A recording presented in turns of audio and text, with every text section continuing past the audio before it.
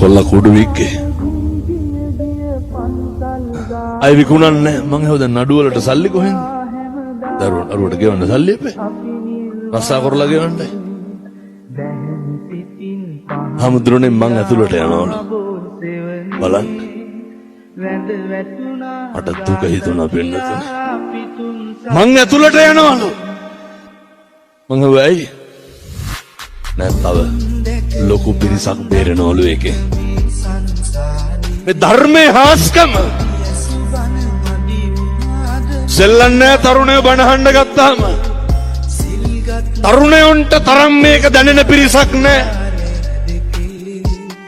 කොල්ලෝ ධර්මයට අනුව ජීවත් වෙන්නේ හිරගෙවල් වල වුණත් ගිහිල්ලා ලෑස්ති වෙලා පෝරකේ බාධාවක් කරගන්නේ ධර්මයට අනුව ජීවත් වෙන්න කොල්ලා කියනවා හිරේ ගියත් කමක් නෑ අනික් කෙවුම් බේරෙනවලු